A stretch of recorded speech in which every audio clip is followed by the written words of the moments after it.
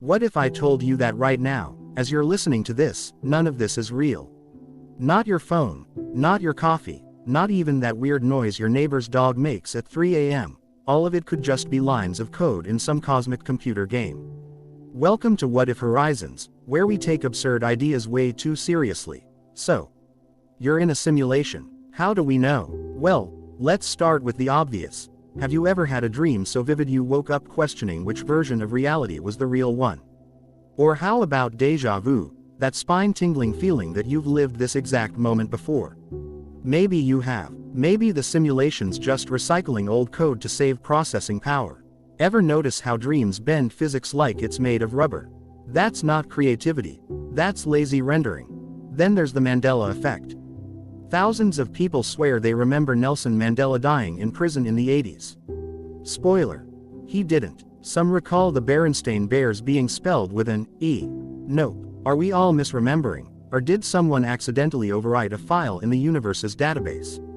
My money's on an intern messing up during an update. And let's talk about quantum physics, because nothing says reality is a lie like particles that change behavior when you look at them. The double-slit experiment. Pure performance anxiety. Those particles aren't mysterious, they're just trying to conserve resources. Why render something fully if no one's watching? That's not science. That's bad programming. But here's the kicker: if we are in a simulation, who's the player? Are you the main character, or just an NPC with really good dialogue options? That coworker who always forgets their wallet at lunch might be a background character stuck on loop. And don't even get me started on toddlers, glitchy little avatars still learning the controls. So as you sit there questioning everything, remember, if this is a simulation, at least take comfort in knowing the developers clearly didn't bother fixing most of the bugs. Now, if you'll excuse me, I need to go check if my cat's still rendering properly. Stay tuned. Now, let's talk about your daily life in this potential simulation. Think about it. How often do things happen that make you go, wait, that's too convenient to be real? Like when you're running late and miraculously hit every green light. Or when you randomly think of a song and it starts playing on the radio 2 seconds later. Coincidence? Or is the simulation just dropping little breadcrumbs to keep you on track? And let's not forget the weirdly specific timing of certain events. You're scrolling through your phone, and boom, an ad pops up for the exact thing you were just talking about. Is it creepy surveillance, or is the simulation's algorithm just really good at predicting your next move? Either way, it's like the universe is playing a game of I Spy with your thoughts. Now, consider your job. Are you climbing the corporate ladder because you're ambitious, or because the simulation assigned you a career quest with a preset difficulty level? That promotion you've been working toward, is it a reward for your hard work, or just a scripted event trigger? And what about your boss? Are they a real person, or just a boss-level NPC designed to test your patience? Let's talk about relationships. That awkward first date where everything went wrong. Was it bad chemistry, or was the simulation just trying to spice up your storyline? And when you finally meet the one, is it true love, or just a compatibility check between your character profiles? Even breakups might be part of the game, like a reset button to prepare you for the next chapter. Now, think about your hobbies. That time you picked up painting and discovered you're surprisingly good at it. Was it talent, or did the simulation just allocate extra skill points to your creativity stat? And when you binge watch an entire season of a show in one sitting, is it laziness, or are you just grinding for entertainment XP? But here's the real question. If life is a simulation, why do we still have to pay taxes? Seriously, if this is all just code, can't someone hack the system and make everything free? Until then, I guess we'll just have to keep pretending it's all real. So as you go about your day, try to spot the little glitches and quirks that make you wonder. Whether it's a perfectly timed coincidence or a bizarrely specific ad, take a moment to appreciate the absurdity of it all.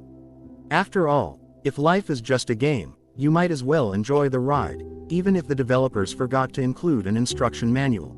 Let's dive into the evidence, or lack thereof, that might support the simulation theory. Scientists and philosophers have been debating this for years, and while we don't have a smoking gun, there are some pretty compelling breadcrumbs to follow. First, there's the idea of the universe's resolution. Have you ever zoomed in on a photo and noticed it gets pixelated? What if reality works the same way? At the smallest levels, particles don't behave like solid objects, they're more like fuzzy probabilities. This could be a sign that our universe has a pixel limit, just like a video game. Then there's the Fermi paradox. If the universe is so vast, where are all the aliens? One explanation is that we're alone, but another is that we're in a simulation, and the programmers didn't bother rendering other civilizations. Maybe they're saving processing power for the really interesting parts, like cat videos and conspiracy theories. And let's not forget about math. The universe runs on mathematical laws, which is a bit odd if you think about it. Why should nature follow rules that humans can write down on a chalkboard? Unless, of course, those rules are part of the simulation's code. It's like finding the source code for a video game. It doesn't prove the game is fake, but it sure makes you wonder. Now, consider the Mandela effect again. People remember things differently, but what if those discrepancies are actually patches in the simulation? Maybe the developers updated the program, and some of the old files got overwritten. It's like when your favorite app gets a new version, and suddenly all your settings are different. But here's the kicker: quantum mechanics. Particles can be in two places at once until you observe them. This is called superposition, and it's either a deep mystery of nature or proof that the simulation only renders things when it needs to. It's like a video game that only loads the parts of the map you're currently exploring. So what does all this mean? Maybe we're living in a universe-sized simulation, or maybe we're just really good at finding patterns where they don't exist. Either way, it's a fascinating rabbit hole to explore. And if it turns out we're right, maybe we'll finally get an answer to the ultimate question: who's been messing with the settings this whole time? Let's tackle the mind-bending question of identity in a simulated reality. If this is all just code, then who, or what, are we really? Are we conscious beings, or just sophisticated AI scripts with really good emotional dialogue trees? Think about your memories. That time you fell off your bike at age 7, your first kiss, the embarrassing thing you did last weekend. What if those aren't actual experiences, but carefully crafted backstories to make your character feel more authentic? It's like when video game protagonists have tragic pasts revealed through flashbacks, except you can't skip these cutscenes. Now consider your personality traits. That quick wit, your irrational fear of clowns, the way you always burn toast. Are these genuine quirks, or just randomized character attributes assigned at spawn? Maybe your whole personality is just a preset combo like in a role-playing game: 60% sarcasm, 30% anxiety, 10% questionable life choices. What about free will? Every time you make a decision, what to eat, who to date, whether to watch one more episode, are you exercising independent thought, or following branching narrative paths? That existential crisis you had in college might have just been the simulation loading your mid-game character development arc. Here's a fun experiment. Try doing something completely unpredictable today. Wear mismatched shoes, order the weirdest menu item, tell a stranger a random fact about otters. If reality glitches or an NPC looks confused, you might have found a hole in the simulation scripting. But the real kicker is consciousness itself. If we're simulated, are our thoughts and feelings real, or just extremely convincing approximations? That moment of joy when you find money in old jeans, did you genuinely feel it, or was it a programmed response with 100% emotional accuracy? Perhaps the most unsettling possibility is that we're not the players at all. We could be background characters in someone else's story, our entire existence just set dressing for their hero's journey.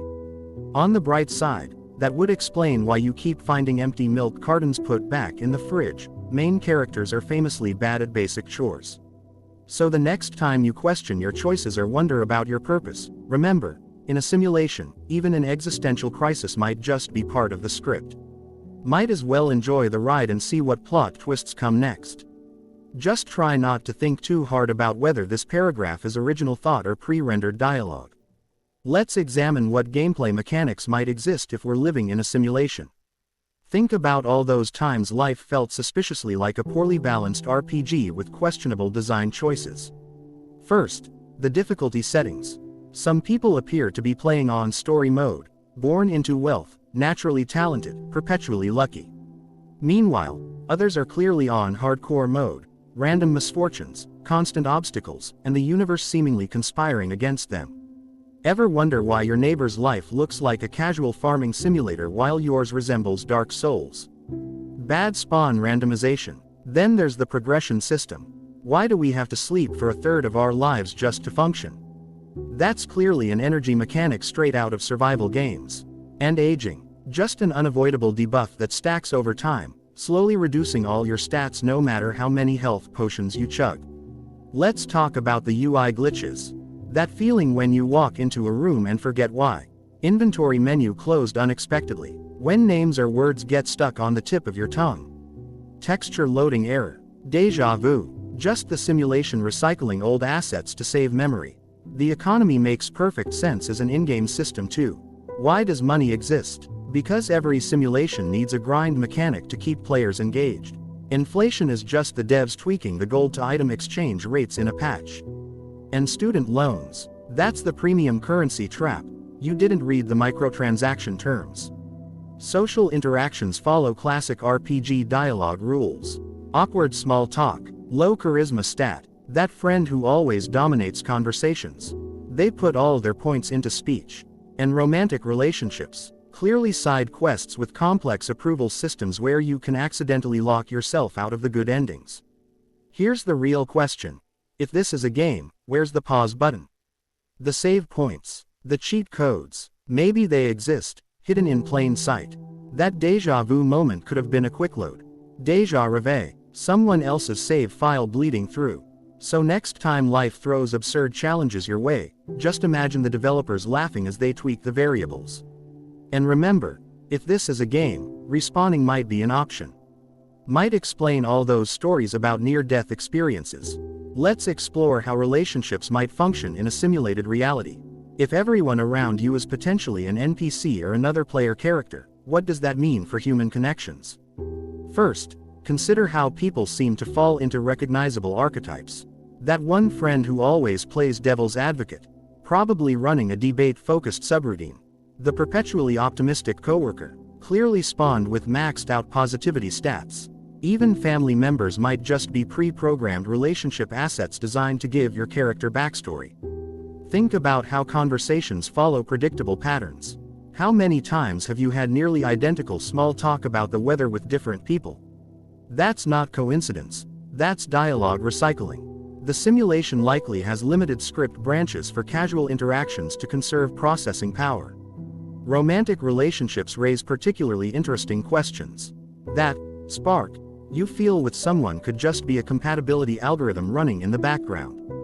Breakups might represent narrative divergence points where your storylines no longer align.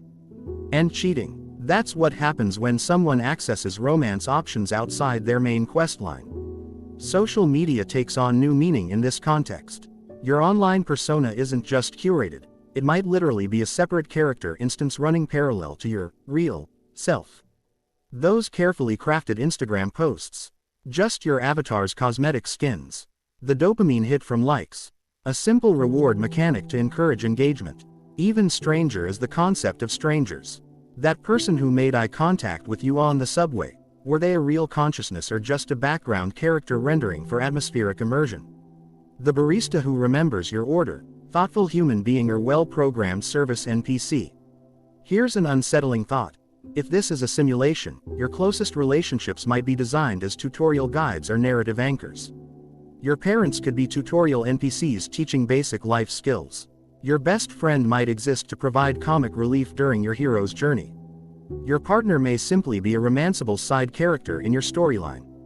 But here's the beautiful paradox. Even if relationships are programmed, the emotions feel real.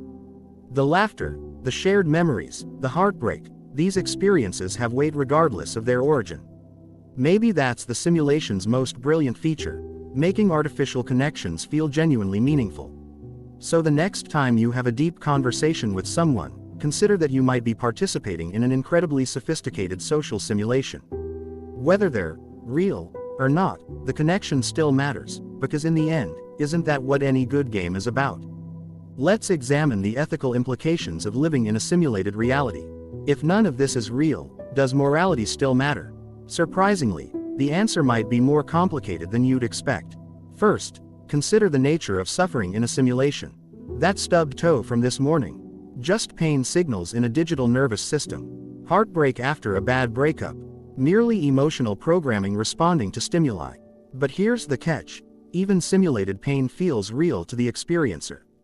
This raises a disturbing question. Is it ethical for the simulators to create consciousness capable of suffering, even if that suffering isn't real? Now think about consent. None of us chose to be born into this potential simulation. We're all running on someone else's server without having signed any terms of service agreement. If this is an experiment, are we the willing participants or the unwitting test subjects? And what happens if we discover how to exit the simulation? Do we have an obligation to tell others? The justice system takes on new dimensions in this context. If actions are predetermined by code, can anyone truly be guilty? That coworker who steals your lunch every day might just be following their programming. On the flip side, if nothing matters, what stops people from behaving horribly? Maybe morality exists precisely because we suspect deep down that our choices have weight. Consider how this affects everyday decisions. That extra cookie you shouldn't eat. Does it matter if calories are just numbers in a database? The white lie you tell to spare someone's feelings, is deception meaningful in a fabricated reality? Strangely, we keep making ethical choices anyway, which might be the most compelling argument that morality is hardwired into existence itself. The environmental crisis becomes particularly ironic through this lens. We're worried about destroying a planet that might not physically exist, yet we can't stop ourselves from caring. Maybe the simulation's real purpose is studying how civilizations handle existential threats. In which case, we're doing a spectacularly bad job and probably disappointing our creators immensely. Here's the ultimate paradox. If we're living in a simulation, the ethical thing might be to act as if we're not. To treat others with kindness, to strive for justice, to care for our world, precisely because it might be the only way to give meaning to an otherwise meaningless existence. The simulation, if it exists, may be testing not just whether we can discover its nature, but what we choose to do once we suspect the truth. So the next time you face an ethical dilemma, remember, it might be the most real thing about this entire experiment. How you treat others could be the whole point of the simulation, making your choices far more significant than you imagined. Let's confront the existential weight of our simulation scenario. If this is all fabricated, what happens to concepts like purpose, legacy, and the meaning of life? Buckle up, because we're about to take a headfirst dive into the philosophical deep end. First, consider how our search for meaning might itself be programmed. That burning desire to leave your mark on the world could just be an in-game achievement system tricking you into productive behavior. The midlife crisis you had at 35, possibly just your character reaching the narrative midpoint and realizing there's no clear main quest objective. Religion takes on fascinating new dimensions in this context. Are spiritual experiences actual divine encounters, or just particularly well-rendered cutscenes? Maybe the concept of an afterlife exists because the simulation needs to explain what happens when player characters despawn. And prophets throughout history could have been beta testers who briefly accessed developer mode. Think about how we measure time. Your carefully planned 5-year goals might be meaningless if the simulation runs on entirely different clock speed. That career you've been building for decades could represent mere minutes in base reality. Suddenly your retirement plans seem less urgent when you realize the whole game might reset tomorrow.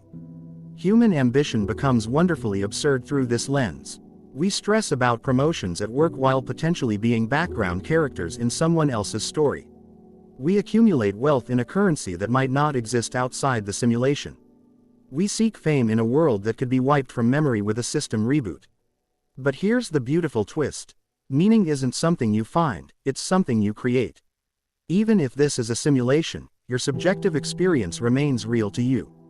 The joy of a perfect morning coffee, the warmth of genuine connection, the satisfaction of personal growth, these matter precisely because you feel they matter. Perhaps the most liberating realization is that if nothing is inherently meaningful, then everything can be meaningful. You get to decide what deserves your attention and energy. That hobby you've been putting off, might as well try it. That risk you've been avoiding, could make for a great plot twist. So while we may never know if we're living in some advanced civilization's video game, we can choose to play it well. Whether we're the main character or just an extra, we're here now, and that's enough reason to make it interesting. After all, If this is a simulation, someone went through a lot of trouble to render your specific eyelashes. The least you can do is give them a good show. Let's explore the technological parallels that make the simulation hypothesis so eerily plausible. Our own advancements in virtual reality and artificial intelligence might be quietly proving that simulated worlds are not just possible, but inevitable. Think about how far video games have come in just a few decades. We've gone from blocky pixels to photorealistic graphics that can fool the eye. Now imagine what another 100 years of progress could achieve. If humans are capable of creating immersive virtual worlds today, why wouldn't a more advanced civilization build something infinitely more sophisticated? Artificial intelligence adds another compelling layer. We're already struggling to determine whether we're chatting with a human or a language model. How long before we create digital beings truly convinced of their own consciousness? And if we can do it, wouldn't that suggest our own creators might have done the same thing, just with better technology? Quantum computing pushes this even further. The bizarre behavior of particles at quantum levels, existing in multiple states until observed, sounds suspiciously like a system optimizing its processing power. Why render something in full detail if nobody's looking?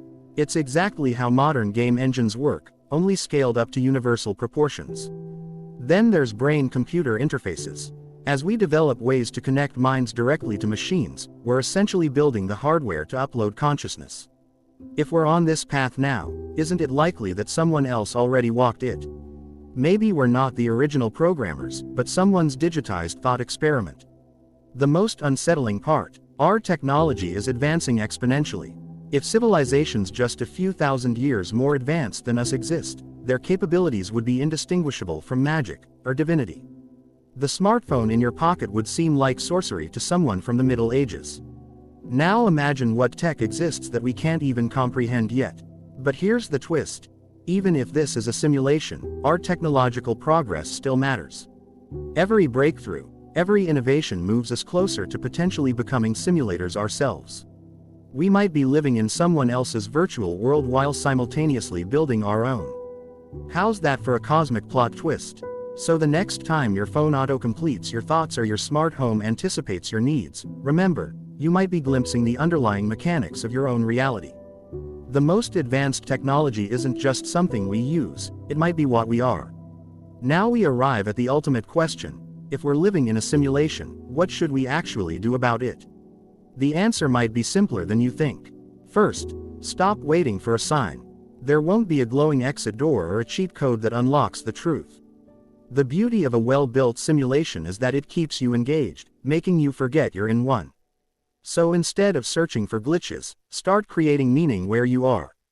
Second, embrace the absurdity. Once you accept that nothing might be real, everything becomes more interesting. That annoying coworker, just an NPC testing your patient's stats. Bad traffic, world building loading slowly. Take life seriously enough to enjoy it, but not so seriously that you forget it might all be an elaborate game.